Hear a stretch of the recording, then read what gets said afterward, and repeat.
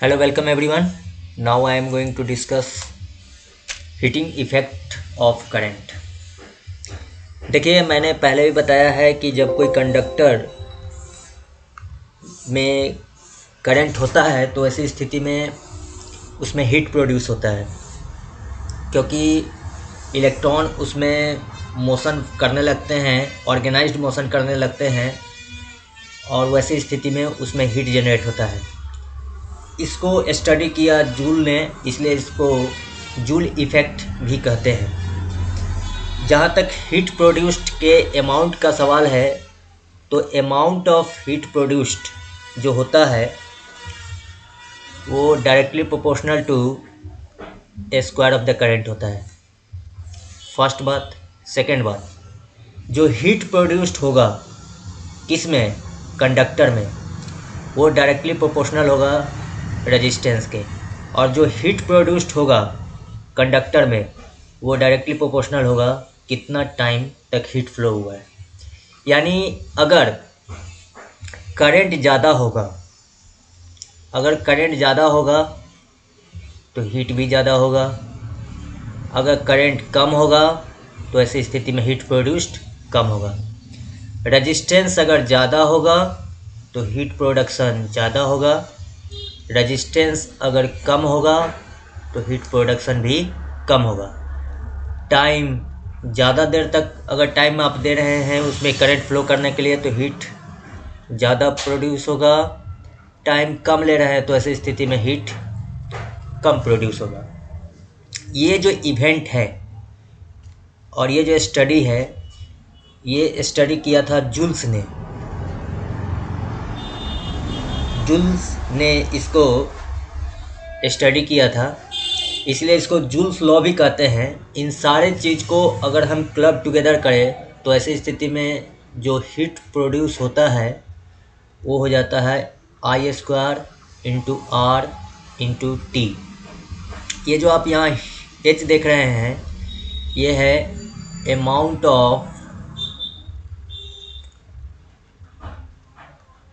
Heat produced. अब ये जो हीट प्रोड्यूस्ड हुआ तो आप कहेंगे कि ये हीट एनर्जी क्रिएट हो गया। नहीं, एक्चुअली जब करंट किसी भी कंडक्टर में होता है तो ऐसी स्थिति में होता क्या है कि अगर ये कंडक्टर है और इस कंडक्टर में अगर करंट है तो ऐसी स्थिति में होता क्या है कि इलेक्ट्रॉन को वर्क करना होता है एक जगह से दूसरे जगह शिफ्ट करने में, क्योंकि करंट का होना ही इस बात का आइडेंटिफिकेशन है, इस बात का मैनिफेस्टेशन है कि वहाँ पे पोटेंशियल का एक डिफरेंस है। यानी इलेक्ट्रॉन को एक पोटेंशियल से दूसरे पोटेंशियल में जाना पड़ता है, यानी इलेक्ट्रॉन पे वर्क करना पड़ता है, वर्क होता है, और वो जो वर्क है वही वर्क एनर्जी के फॉर्म में, हीट के फॉर्म में कंज्यूम होता है। ओके, अब एक टर्म डिफाइन किया जाता है इलेक्ट्रिक पावर। अभी तक हम स्टडी किए हैं कि हीट जो होता है वो होता है I² R into T। Okay, और ये जो हीट है ये कुछ और नहीं बल्कि वर्क डन है। चूँकि वर्क जो हो रहा है वही हीट के फॉर्म में कन्वर्ट कर रहा है, यानी वर्क डन जो हुआ वही हीट के फॉर्म में कन्वर्ट कर रहा है। पावर जो होता है वो डिफाइन किया जाता है work done per unit time. Okay, तो ऐसी स्थिति में वर्क डन हीट के इक्विवेलेंट है, तो ये वैल्यू आ जाएगा I² R into T upon T, यानी पावर P जो आ रहा है वो आ रहा है I² R। आप एक फार्मूला जानते हैं V = IR, ये जो होता है किस नियम से, ओम्स लॉ से। ओके, तो इसको अगर आप मैनिपुलेट करेंगे तो ये आ जाएगा V² अपॉन R और ये आ जाएगा V इंटू I, यानी पावर के इतने फार्मूला आपके सामने मिले। एक I² इंटू R, एक हुआ V² अपॉन R, ओके, और एक हुआ V into I। Is it okay?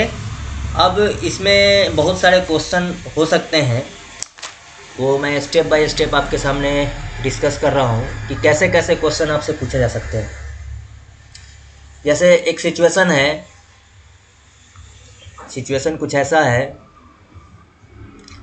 कि मान लीजिए कि दो रजिस्टर है, एक रजिस्टर ये है और एक रजिस्टर ये है, इसका रेजिस्टेंस R1 है, इसका रेजिस्टेंस R2 है, ये सीरीज में कनेक्टेड है।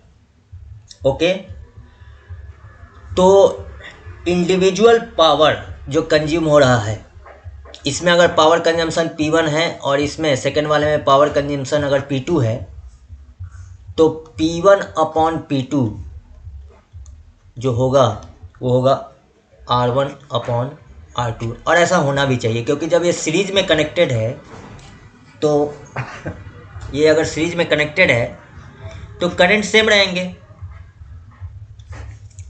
इसमें करंट I सेंड किया जा रहा है तो इसमें भी करंट I ही रहेगा और इसमें भी करंट I ही रहेगा। तो P1 जो होगा वो होगा I² R1 और P2 जो होगा वो क्या होगा I² R2। तो ऑफ कोर्स P1/P2 आप क्या देख रहे हैं, R1/R2। दूसरी बात है, वहीं अगर मान लीजिए कि रजिस्टर अगर आपका पैरेलल में कनेक्टेड है, जैसे मान लीजिए कि एक रजिस्टर है और दूसरा रजिस्टर ये है और ये पैरेलल में कनेक्टेड है, इसका रेजिस्टेंस R1 है, इसका रेजिस्टेंस R2 है और इसको आप किसी बैटरी से कनेक्ट किए हैं, तो बैटरी करंट सेंड करेगा। यहाँ पे करंट का डिवीज़न होगा, इसमें चला जाएगा I1 करंट और इसमें चला जाएगा I2 करंट। मैं पहले भी बता दिया हूँ कि सीरीज में करंट सेम होते हैं, पैरेलल में करंट सेम नहीं होते हैं बल्कि पोटेंशियल सेम होते हैं। R1 के अक्रॉस भी पोटेंशियल भी ही है, R2 के अक्रॉस भी पोटेंशियल भी ही है। तो यहाँ पर जो P1/P2 होगा, यहाँ पर जो P1/P2 होगा वो होगा R2/R1। और ये कैसे होगा देखिए, इसमें अगर हम इसके क्रॉस बात करें तो इसके क्रॉस जो पावर P1 होगा वो होगा, इसके क्रॉस क्या वोल्टेज अप्लाई किया गया है, तो वोल्टेज है V, क्योंकि पैरेलल में तो हर रजिस्टर के क्रॉस पोटेंशियल सेम ही होता है, V²/R1। और इसके क्रॉस इसमें जो पावर कंजम्पशन हो रहा है P2, अगेन इसके क्रॉस भी पोटेंशियल भी ही है, V²/R2। यानी P1/P2 जो होगा वो होगा V²/R1/V²/R2 and it will finally come out what, R2/R1। Okay, तो ऐसे भी सिचुएशन आपको फेस करने पड़ सकते हैं। अब मान लीजिए कि और कुछ सिचुएशन हो सकता है। देखिए पावर से रिलेटेड आपको बात मैं बता देता हूँ कि आप कोई भी इलेक्ट्रिकल अप्लायंस खरीदते हैं, मान लीजिए कि आपने एक बल्ब खरीदा, ये एक बल्ब है और इसको आपने कोई भी बल्ब अगर आप लेते हैं तो उस पर दो चीज़ लिखा हुआ रहता है, P और V लिखा हुआ रहता है। ओके, यानी हर, चाहे वो हीटर भी आप लेते हैं, कुछ भी लेते हैं, उसमें पावर लिखा हुआ रहता है और वोल्टेज लिखा हुआ रहता है। इसका मतलब ये हुआ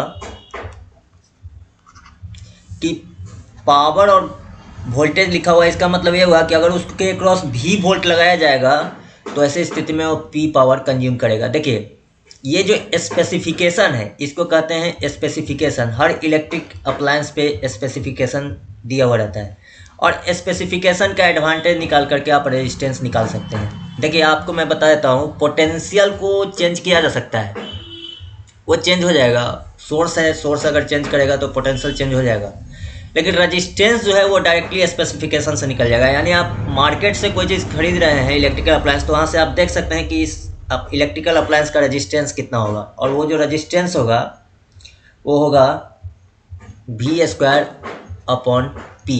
ऐसा इसलिए मैं बोल रहा हूँ क्योंकि पी का फॉर्मूला होता है वी स्क्वायर अपॉन आर। तो आपको उस इलेक्ट्रिक अप्लायंस का रेजिस्टेंस पता चल गया। ओके, कोई भी इलेक्ट्रिक अप्लायंस आप मार्केट से खरीद कर लाते हैं, आप उसको देख करके वहाँ सीधा भी दिया हुआ है, पी दिया हुआ है, वी स्क्वायर अपॉन पी कर देंगे तो उसका रेजिस्टेंस आपको पता चल गया। अब इस पे बेस्ड क्या क्या क्वेश्चन आ सकते हैं। मान लीजिए कि एक क्वेश्चन है कि दो इलेक्ट्रिकल अप्लायंस है, तो इलेक्ट्रिकल अप्लायंस है तो जाहिर सी बात है कि उसके पास रेजिस्टेंस है। इलेक्ट्रिकल अप्लायंस का मतलब हुआ कि उसके पास रेजिस्टेंस है, R1 R2 है। उस पर स्पेसिफिकेशन किया हुआ है, इसका स्पेसिफिकेशन किया हुआ है P1 V1।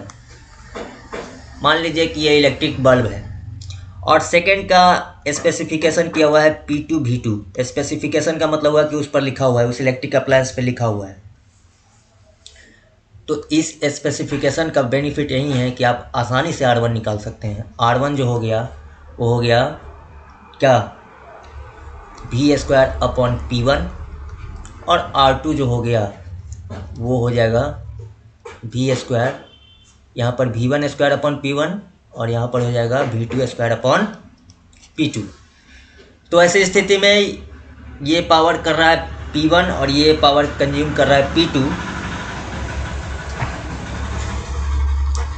तो टोटल पावर जो कंजम्पशन होगा, आपसे पूछेगा कि टोटल पावर कंजम्पशन क्या है। टोटल पावर कंजम्पशन का फार्मूला आपसे पूछ सकता है। तो इसका फार्मूला होता है 1/P is equal to 1/P1 अब प्लस 1/P2। तो आप कहेंगे कि ये कहाँ से आया,